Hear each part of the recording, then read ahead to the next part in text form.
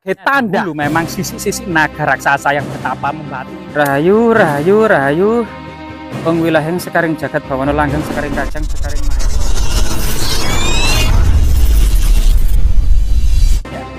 Pemirsa, kali ini kita berada di pertengahan sebuah lembah ya, lembah tersembunyi ya. Tadi sebuah apa ya, The Sacred Valley ya. Dan di sana ada bukit, di sana ada bukit, di sana ada gunung, di sana ada gunung ya. Ini di tengah-tengah semacam surga yang tersembunyi, yang tentunya dahulu pada masa peradaban prasejarah, peradaban kuno telah memainkan peranan penting. Karena sebenarnya di lokasi ini sumber mata air cukup melimpah, sehingga puncak musim kemarau ini sawah-sawah ini masih bisa terairi. Terlihat di sana itu masih terlihat hijau royo-royo ya, sebuah sawah. Dan di sana ada bunga andong merah, menandakan kemungkinan di sana juga ada situs yang sangat bersejarah gitu ya. Sedangkan jika lihat ke sana mungkin ya, itu adalah puncak dari Gunung Welirang dan Gunung Arjuno yang puncaknya selalu berselimut dengan kabut gitu ya. Nah, siapa sangka kemudian menurut cita tutur yang berkembang di masyarakat ada semacam punden keramat yang diduga punden ular naga raksasa bertapah membatu. Jadi semacam fenomena yang sebagian besar masyarakat ada yang tidak percaya, namun sebagian besar masyarakat juga percaya bahwasanya memang hal seperti itu adalah nyata di masa lalu.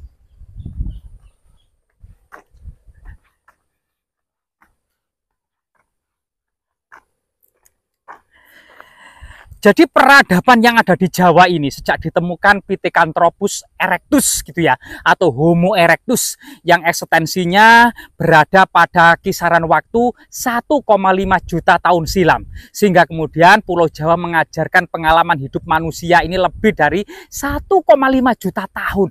Ya, 5,1 tahun, sehingga kemudian banyak hal yang tentunya dengan penuh kerendahan hati di era modern ini. Masyarakat memang sudah bagaimana ya, kesombongan, merasa lebih modern, merasa lebih unggul dari masa lalu. Ternyata kemudian masa lalu jika kita lihat itu lebih tenang, lebih damai, lebih sederhana, terkadang lebih bijak gitu ya.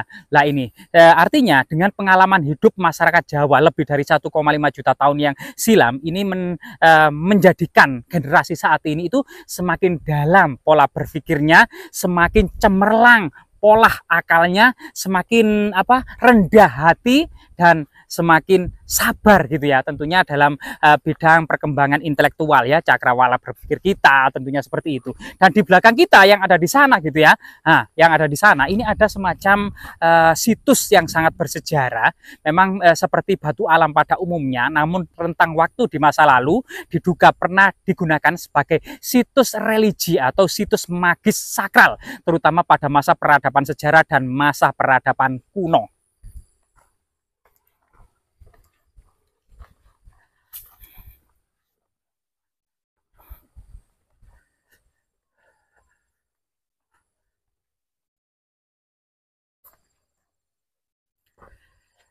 Jadi pada masa prasejarah ada semacam kepercayaan sebagaimana peradaban Mesir kuno, Eufrat, lembah sungai Tigris, lembah sungai Indus, lembah sungai Huangho yang ada di Tiongkok, termasuk lembah sungai Yangtze Kiang, lembah sungai Berantas dan lembah sungai Bengawan Solo juga memerankan peranan penting dalam masyarakat prasejarah gitu ya.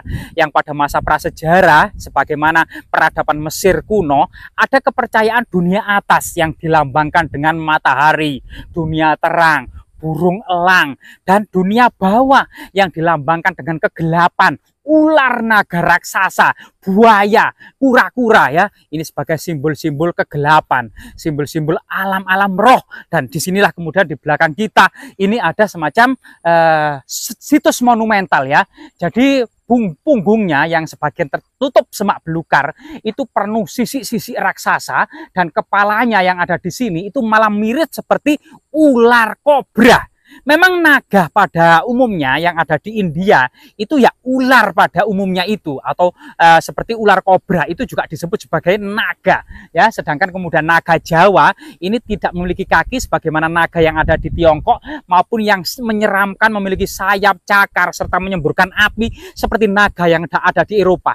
Naga Jawa itu ular pada umumnya, namun rahangnya ini seakan-akan memang terpengaruh oleh naga-naga yang ada di Tiongkok ya, ada jenggernya, ada kumisnya, ada taringnya, ada tanduknya ya. Dan di sini memang lebih mirip kepada naga India, yaitu ular kobra.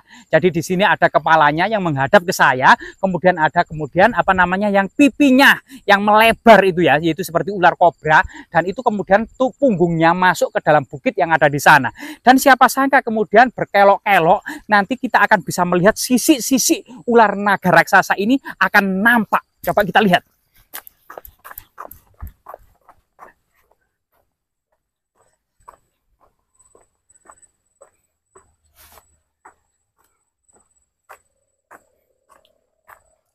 Jadi diduga sebelum kemudian dibangunnya jalan ini, memang susunan batu-batu yang menyerupai naga raksasa ini masuk ke dalam sini, kemudian masuk ke dalam sana, yang saat ini tetap menjadi semacam punden yang dikeramatkan oleh warga desa.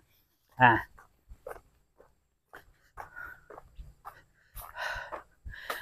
sebagai tanda memang kita tidak semacam isapan jempol ya, bahwasanya dahulu memang sisi-sisi naga raksasa yang bertapa membatu ini seperti memang sisi-sisi buaya gitu ya, memang pernah dijadikan sebagai situs religi. Buktinya adalah lumpang batu yang ada di depan kita ini. Coba mungkin bisa di zoom, ini adalah batu yang bukan terbentuk secara alami, namun memang dipahat oleh leluhur kita sebagai sebuah batu lumpang. Namun batu lumpang ini berbeda dengan batu lumpang pada umumnya, yaitu mortal stone untuk menumbuk biji-bijian, dedaunan, rempah-rempah, dan umbi-umbian. Namun batu lumpang ini diduga memiliki fungsi magis dan sakral sebagai situs persajian ya, perdupaan. Diduga ini lingga ya. Nah, dan coba kita lihat batu-batu yang menyerupai sisi-sisi ular naga seperti ini gitu ya. Dan memang sebagian masyarakat menduga ini adalah terbentuk secara alami dari proses vulkanik dan tektonik, namun ada yang beranggapan ini juga dipahat oleh leluhur kita. Dan jika kita lihat ke sana gitu ya, ternyata ini adalah punden keramat. Dan batu-batu raksasa atau ular-ular ini tersebut terlihat seperti ini. Memang sangat mirip sekali dengan ular raksasa yang ada di Tiongkok, yang ada di Thailand ya. Nah ini.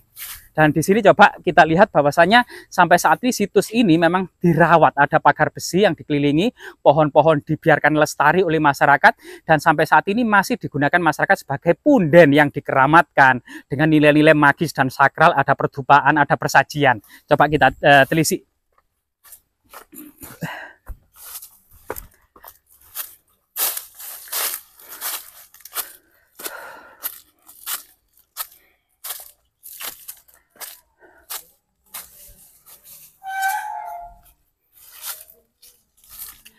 Jadi rahayu, rahayu, rahayu, rahayu, di bawah pohon kapuk raksasa atau pohon randu ini serta pohon beringin ya, dan beberapa pohon yang lainnya yang juga masih terawat dan terlihat rimbun, dan sampai saat ini merupakan bagian dari asal usul Sambau Rekso atau yang babat alas dari desa ini, atau mungkin merupakan dari semacam ruah atau sejarah yang tidak terlepaskan dari berdiri dan masa lalu dari desa ini.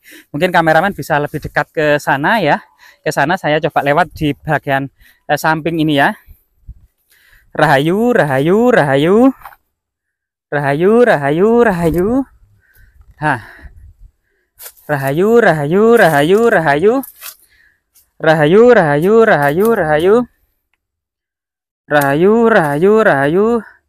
Ong wilaheng sekaring jagat bawana langgeng sekaring kajang sekaring mayang. Jadi saat ini kita berada di situs Kabuyutan. Pada masa kuno, terutama pada masa kerajaan Majapahit, literatur-literatur kuno seperti kitab Negara Kertagama menyebut Kabuyutan. Ini dibedakan dengan para penganut Siwa Siddhanta dan Buddha Mahayana ya, termasuk berbagai macam aliran Karesian. Ini di bawah naungan Menteri Raji, berbeda dengan agama Buddha Kasogatan, di bawah naungan Dharmadaksa Kasogatan, sedangkan para penganut Siwa Siddhanta di bawah naungan Dharmadaksa Kasaiwan. Para penganut Kabuyutan saat ini merupakan diduga memang agama asli Nusantara, peradaban Neolitik megalitik ya, dimana kemudian di sini ada semacam menhir yang berdiri tegak ya sebagai lambang kesuburan. Kemudian di sini ada semacam bentuk-bentuk persajian, sehingga kemudian pada masa lalu hal seperti ini menduduki 4 fungsi ya, yaitu yang pertama adalah sebagai persajian, kemudian lambang kesuburan, kemudian peringatan serta pengorbanan ya, termasuk kemudian diduga area ini dahulu tempat bermusyawarahnya para tetua-tetua desa, sehingga situs ini pada masa kuno memang diduga merupakan situs Kabuyutan ya, serta beberapa literatur yang belakangan misalnya dalam Serat Sabdo Palo Alon atau Serat Syekh Subakir menyebut kapitayan agama asli Nusantara sebelum masuk dan berkembangnya agama Hindu-Buddha ke Nusantara dari India. Jadi banyak hal memang tentang peradaban dan perjalanan leluhur kita untuk menjadi sebuah peradaban yang besar. Mulai dari awal peradaban prasejarah Neolitik, Megalitik, kebudayaan Dongsonian, sampai awal Masehi, kemudian masuk dan berkembangnya agama Hindu-Buddha, sampai pertengahan abad ke-16 Masehi, menghasilkan dan membuahkan kerajaan-kerajaan yang sangat luar biasa sekali, memiliki wawasan yang luas dalam menyatukan Nusantara, seperti dinasti Sailendra, Sriwijaya maupun kerajaan Majapahit. Kemudian juga seiring dengan perkembangan zaman, perdagangan, dan pelayaran samudra, masuk pula perkembangan agama Islam, serta kemudian masuknya kolonial orang-orang Eropa untuk mencari rempah-rempah. Dan ini semuanya menjadikan bahwasanya Nusantara adalah istimewa di mata dunia. Dan ini adalah mata rantai dari peradaban saat ini, peradaban dahulu, peradaban yang akan datang, dan ini semuanya adalah perjalanan dari sebuah bangsa. Dan bangsa yang besar adalah bangsa yang menghargai jasa-jasa pahlawan dan selalu paham dengan sejarah perjalanan bangsanya. Semoga bermanfaat.